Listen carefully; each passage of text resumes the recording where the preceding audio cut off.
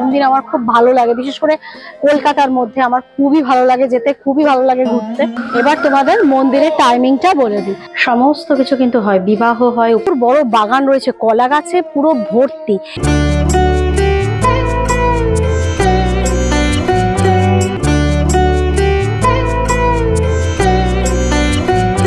Hello everyone, সবাইকে স্বাগত একটা নতুন ব্লগে। আশা করি সবাই ভালো আছো, সুস্থ আছো, আমরা ঠিকঠাক আছি, চলে যাচ্ছে। তা আপাতত বাজে বিকেল 4টে, এখন থেকে শুরু হলো ব্লগটা। আর দেখতেই পাচ্ছ আমরা সাজুগুজু করেই রয়েছি, আর নিচে তো টাইটেল থাম্বনেল দেখে বুঝতেই পারছো আমরা এই মন্দিরটায় যাচ্ছি।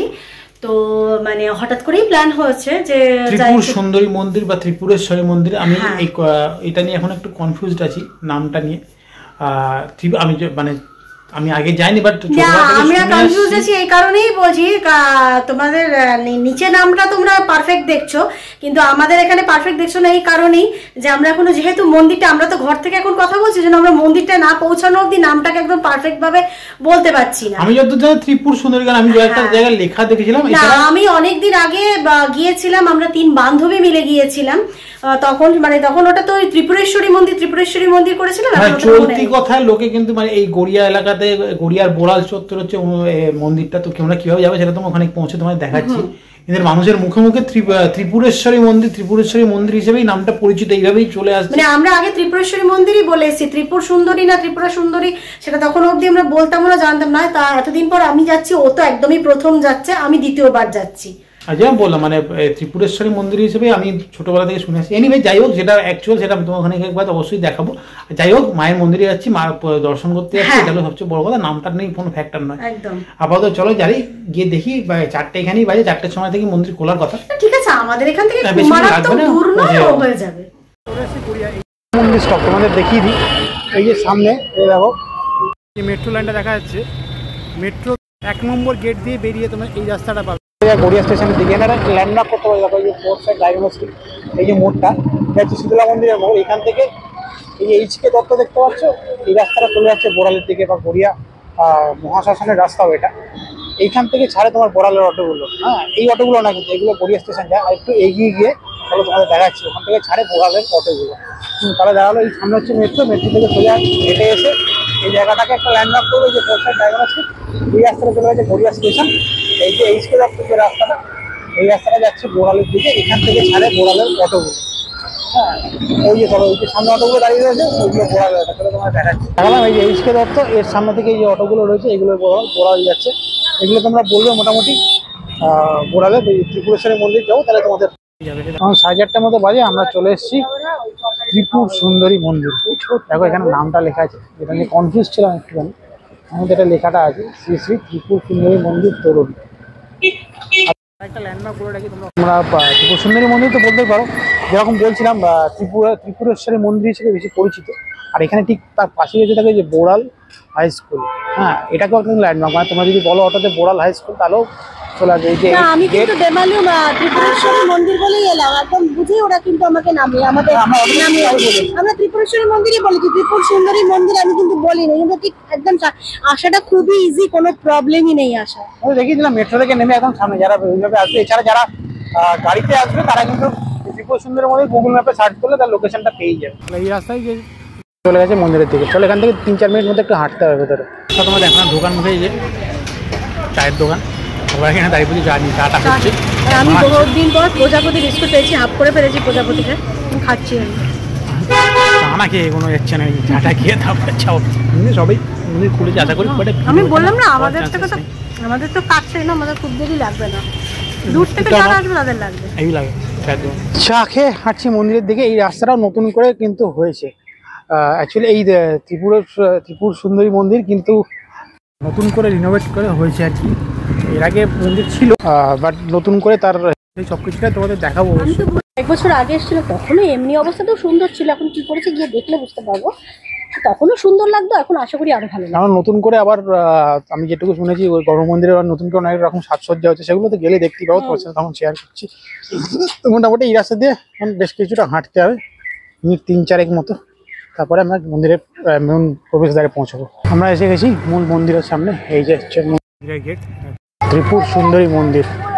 একটা জিনিস উদ্ধার করলাম, যেটা হচ্ছে মন্দির, ত্রিপুর সুন্দরী মন্দিরে এই যে রাস্তাটা যেটা থেকে হেঁটে আসলাম, এই রাস্তাটার নাম ত্রিপুরা সুন্দরী রোড।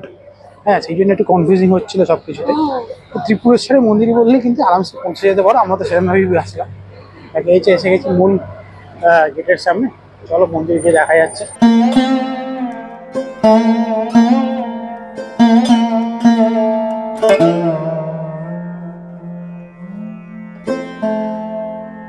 আমরা তো মন্দিরের ভেতরে ঢুকে গেছি।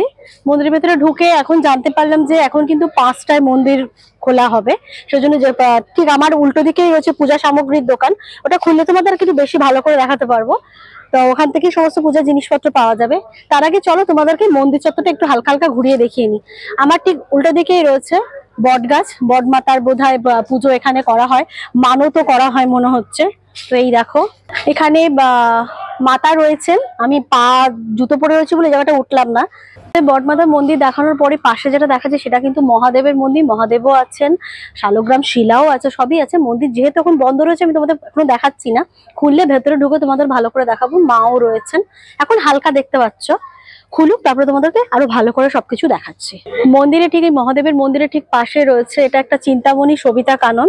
এটা একটা বেদি মতো তৈরি করা হয়েছে। এটা সন্ধ্যেবেলা যতদূর সম্ভব মনে হয় আলো টালো জ্বললে আরো বেশি সুন্দর দেখতে লাগবে। দেখি থাকতে থাকতে যদি সন্ধে হয় তাহলে তোমাদেরকে সেটাও আরো পরিষ্কার আরো ভালোভাবে দেখাতে পারবো। আর এই যে আমরা মূল মন্দিরের সামনে দাঁড়িয়ে আছি, মায়ের মন্দির এখনো ওপেন হয়নি। ঠিক মন্দিরের উপরে দেখো ব্রহ্মা বিষ্ণু মহেশ্বর কিন্তু রয়েছেন দাঁড়িয়ে। আর একটা জিনিস যেটা এই মন্দির কিন্তু সন্ধ্যেবেলা লাইট টাইট জ্বলে গেলে কিন্তু এখন আরো সুন্দর, খুব সুন্দর দেখতে লাগছে। তা আমাদের আর একটু কিছুক্ষণ অপেক্ষা করতেই হবে, অন্তত আরো মায়ের মন্দির খুলে তোমাদের সাথে সবকিছু শেয়ার করব। এই হলো মন্দির কার্যালয়। এখানে কিন্তু সব ধরনের অনুষ্ঠান পালন করা যায় জানো তো। চলো তোমাদেরকে দেখাই কি কি অনুষ্ঠান এখানে করা যেতে পারে। এই দেখো সমস্ত কিছু কিন্তু হয়, বিবাহ হয়, উপনয়ন হয়, অন্নপ্রাশন হয়, নান্নিমুখ, ষোড়শ্রাদ্ধ, তিলকাঞ্চন, বাৎসরিক, যেগুলো আমি তোমাদেরকে দেখিয়ে দিচ্ছি, তোমরা পজ করে ভালো করে দেখে নিতে পারো। সব ধরনের কাজে কিন্তু এখানে করা হয়। কত টাকা কি লাগবে সবকিছুটাই কিন্তু দেখো লেখা রয়েছে। আচ্ছা, এই যে কার্যালয়ের নিচে দেখো ঠিক ফোন নাম্বার দেওয়া রয়েছে, তোমরা পজ করে ফোন নাম্বারটা দেখে নেবে। এখানে কিন্তু যারা ভোগ প্রসাদ পেতে চাও তারা কিন্তু, যারা দূর থেকে আসবে তারা ফোন করে কিন্তু ভোগের বুকিংটা করতে পারবে। ভোগ 100 টাকা থেকে শুরু করে স্পেশাল ভোগ 150-160 টাকার মধ্যেও পেয়ে যাবে। তোমরা সেটা ফোন করে ভালোভাবে কথা বলে জেনে নেবে। যারা দূর থেকে আসছো, যারা কাছাকাছি আসছো টাইমের মধ্যে এসে গেলে তারা কিন্তু এই অফিসে এসেই ভোগের কুপনটা কেটে নিতে পারবে। যতক্ষণ মায়ের মূল মন্দির না খুলছে চলো তোমাদেরকে মন্দিরের আশপাশটা দেখিয়ে নিই। মন্দিরের ওই অফিস কার্যালয়ের পাশ থেকে চলে এসে ঠিক ঘুরে ডান দিকে এসে দেখো এখানে কিন্তু বিশাল বড় জায়গা। আমি যখন আগে এসেছিলাম আমি কিন্তু ঠিক এই জায়গাটাতে আমরা এখানে ভোগ গ্রহণ করেছিলাম। এবার এই সাইডে ওই কাজটা যার যেরকম কাজ সে কাজগুলো করছিল, একদিন করছিল, আমরা দেখেও ছিলাম। আর এই সাইডে দেখো প্রচুর বড় বাগান রয়েছে, কলা গাছে পুরো ভর্তি। এরিয়াটা কিন্তু যথেষ্ট বড়, আম গাছও আছে বোধহয়। হ্যাঁ, আম গাছ আছে, কলা গাছ আছে, আরো ওই সাইডে ফুলের গাছ তো আছেই। বিশাল বড় এরিয়া। আমরা ঘুরতে ঘুরতে এই সাইডটা এসেছি। এখন এসে শুনলাম যে এখানে কোন সিরিয়ালের শুট হচ্ছে। ওই যারা দেখো সিরিয়াল, ওই বাংলা স্টার প্লাসে হয় অনুরাগের ছোঁয়া, যে বাংলা সিরিয়াল, তার শুটিং নাকি এখানে চলছে, সেজন্য এত লোকজনও রয়েছে। আমার মনে হয় শুটটা বললো সকাল থেকে শুট হচ্ছে, শুট হয়ে গেলে হয়তো এটা আরেকটু খালি খালি হয়ে যাবে, ভেতরে শুটিং চলছে। আর আমি যেখানে দাঁড়িয়ে দেখো তোমাদের সাথে কথা বললাম, এখানে কিন্তু একটা ওয়াশরুম রয়েছে, তবে এটা যতদূর সম্ভব মনে হলো যে তোমাদের তখন বললাম না আমি যেমন আগে এসেছিলাম ওখানেই ভোগ খেয়েছিলাম, হ্যাঁ জানা গেল ওখানেই ভোগ প্রসাদ পাওয়া যায়। আর এই পাশটাতে যেমন আগেও দেখেছিলাম শ্রাদ্ধা অনুষ্ঠানের কাজটা কিন্তু এখানে হয়। এর ভেতরে কিন্তু রুমও আছে, যারা দূর থেকে এসে যদি মনে করে একদিন থেকে কাজ টাজ করবে তারাও কিন্তু এখানে থেকে সেটা করতে পারবে, মানে গেস্ট হাউস এখানে আছে। আর বিয়ের অনুষ্ঠানটা কোথায় হয় চলো তোমাদের আমি দেখাচ্ছি। আর এই যে একটা জানলা মতো মানে দেখতে পাচ্ছ জায়গাটা, এইখানেই কিন্তু বিয়ের অনুষ্ঠান হয়। এখানেই আজকে ওই অনুরাগের ছোঁয়া শুটিং হচ্ছে, ওই জন্য ওই জায়গাটা আমি উঠে তোমাদেরকে দেখাতে পারলাম না, কিন্তু এইখানেই বিয়ের অনুষ্ঠান এখানেই হয়। আচ্ছা, 5টা তো বেঁচে গেছে, মন্দিরও খুলে গেছে, আমরা মন্দিরে যাবো। এই দেখো আমরা পুজোর সামগ্রী নিয়ে নিয়েছি। এখানে কিন্তু একটা ব্যাপার আছে, তুমি তোমার মতো করে পছন্দ মতো করে জিনিস নিতে পারো। কারো যদি মনে হয় শুধু মিষ্টি দেবে, মিষ্টি দিতে পারো। তো আমি যেমন সবকিছু মিলিয়ে আমার কিন্তু এটা 52 টাকার একটা পুজো সামগ্রী আমি করেছি। বাধ্যবাধকতা নেই যে এত থেকে এত ডালা আছে, এত থেকে এত দিতে হবে, কোনো সেরকম ব্যাপার নেই। তো মূল মন্দিরে আগে যাই, মায়ের দর্শন করি। আমরা এবার মায়ের মন্দিরে প্রবেশ করছি।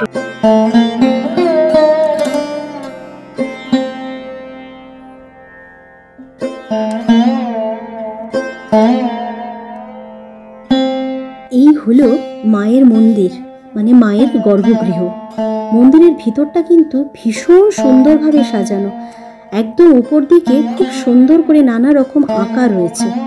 আর বিশেষ করে মা যে সিংহাসনে বসে আছেন, এই সিংহাসনটা কিন্তু টেরাকোটার কাজ করা, যার জন্য দেখতে কিন্তু অপূর্ব সুন্দর লাগছিল। আর মার মুখখানি তো কিছুই বলার নেই, ভারী মিষ্টি লাগছিল মায়ের মুখটা।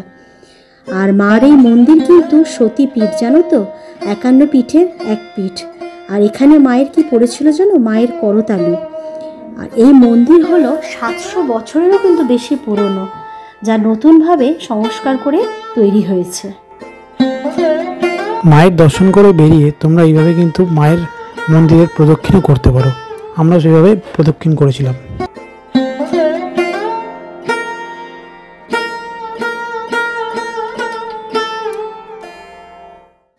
এখন আমি যেখানে উঠছি এটা কিন্তু মায়ের নাট মন্দির। এখান থেকে সোজা কিন্তু মাকে দর্শন করা যাবে। এখানেই একটু আগে শুটিং হচ্ছিল। এই যে চলো তোমাদের সামনে থেকেই দেখাচ্ছি। এই যে মাকে তো এখান থেকে দেখা যাচ্ছে। আর এইখানেই বিবাহের কাজ কিন্তু হয়, যত বিবাহ যদি দেওয়া হয় এখানে এই জায়গাটা থেকেই হয়। মন্দিরের ঠিক নাট মন্দিরের ঠিক পাশেই দেখো একটা পুকুর রয়েছে। পুকুর আবার ফোয়ারাটাও চালিয়ে দিয়েছে। সন্ধ্যে হলে আরো আশা করি আরো বেশি ভালো দেখতে লাগবে। আর ঠিক এখানটা দিয়ে গিয়ে জানো তো দুটো রাজহাঁস আছে, ওরা একটা খাঁচার মধ্যে রয়েছে। বেশ তখন থেকে দেখে যাচ্ছে এবং বেশ বড় সড়ো, লম্বা টম্বা একবারে। সন্ধ্যে হলে আশা করি ভালো লাগবে। তবে জলটা বেশি পরিষ্কার নয়, জলটা কিন্তু একদমই স্বচ্ছ নয়। ওখানে লেখা রয়েছে পরিষ্কার রাখার জন্য, জলটা কিন্তু যথেষ্ট ঘোলাটে কালচে। ওই যে ওরা ডাকছে, শুনতে পাচ্ছ? খুব ডাকছে। আর তখন তো তোমাদের তালার মধ্যে মহাদেবের মন্দির দেখালাম, এবার মন্দির তো খুলে গেছে, চলো তোমাদের ভেতর থেকে দর্শন করাই। এই যে দেখো শালগ্রাম শিলা রয়েছে, বিষ্ণু কিন্তু শুয়ে আছেন, গোপালও সামনে রয়েছে, বিরাজমান আছে। ওখানে শেষনাগ, তো শেষনাগ রয়েছেন আর বিষ্ণু রয়েছেন। আর নিচে শালগ্রাম শিলা, পাশে গোপাল, মা কালী আর মহাদেব। মহাদেবের মন্দিরের বাইরে এই যে ধূপ আর মোমবাতি আমি কিনেছিলাম, এখানে জ্বালানোর ব্যবস্থাই রয়েছে। এখানে জ্বালিয়ে দিয়ে, যদিও প্রচুর মোমবাতি দেখো রয়েছে, হাওয়ায় মনে হয় বন্ধ হয়ে গেছে। দেখি কি হয় আমারটা।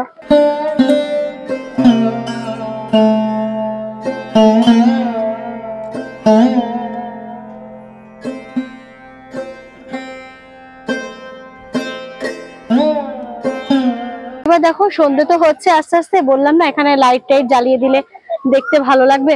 সবার আগে মন্দির দেখো, মন্দির কি সুন্দর দেখতে। যত দিনের আলো মানে কমবে তত কিন্তু মন্দিরের আলোটা খুব ভালো।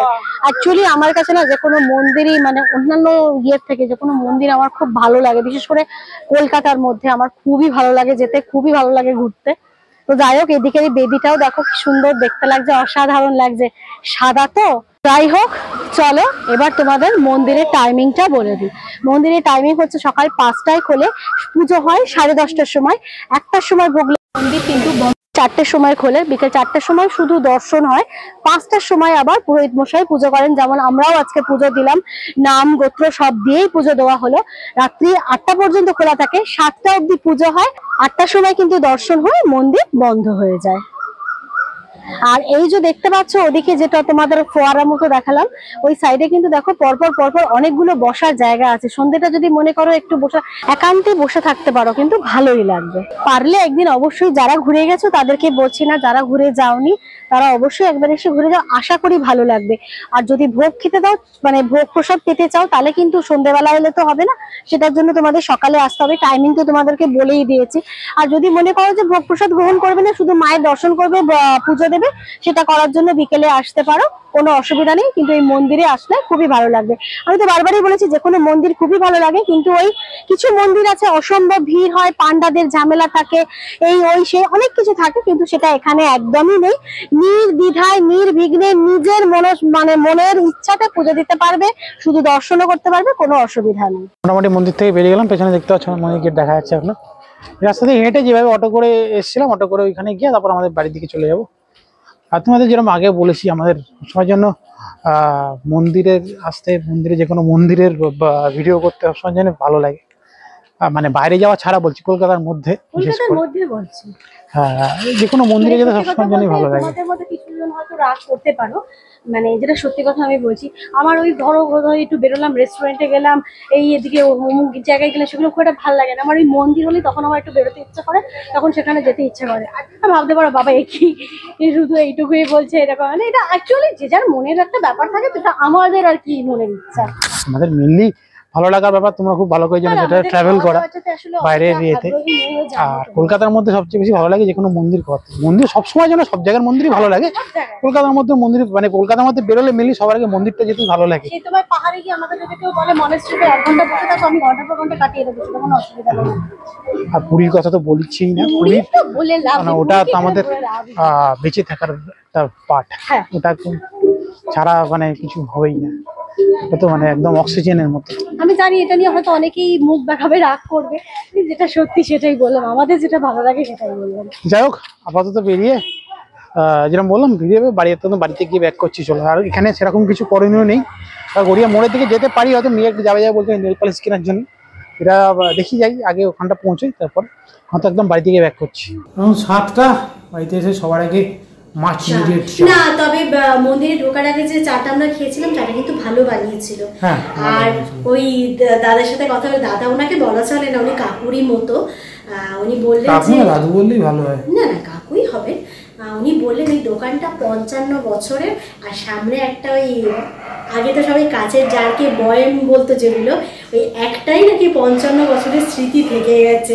তাই আমরা দাঁড়িয়ে দাঁড়িয়ে কথা বলছিলাম চা খেতে খেতে। চলো আপাতত চা খাই, চা খেয়ে তারপরে মোটামুটি কি আছে রান্না বান্না সেটা না, আজকে আমার রান্নার কোনো গল্প নেই, কারণ আমার আজকে তো আমার নিরামিষ থাকে, আমি নিরামিষে আমার যা রান্না করা আছে আমি সেগুলোই খাবো। যাই হোক, এই ব্লগটা এমনি থাকলো, খুব ভালোই লাগলো। মন্দিরে তোমরা যারা আসনি তারা অবশ্যই ঘুরে যাও, ভালো লাগবে। যেরকম বারবারই বলছি, যে কোনো মন্দিরে আমার সবসময় যদি ভালো লাগে। ব্লগটা ভালো না এই অবধি থাকলো, যদি কিছু ভালো লেগে থাকে অবশ্যই লাইক করে দেবে, যারা পরিবারের সদস্য হয়নি তারা অবশ্যই চ্যানেলটা সাবস্ক্রাইব করে পরিবারের সদস্য হয়ে যাবে। চলো আজকের মতো এইটুকুই, দেখা হবে নেক্সট ব্লগে খুব তাড়াতাড়ি। সবাই ভালো থাকো, দিন টাটা, গুড নাইট। বাবা ওগুলো কবিতা বললো না, পুরো আমি চুপ করে হা করে বসে রইলাম। যাই হোক, টাটা, গুড নাইট।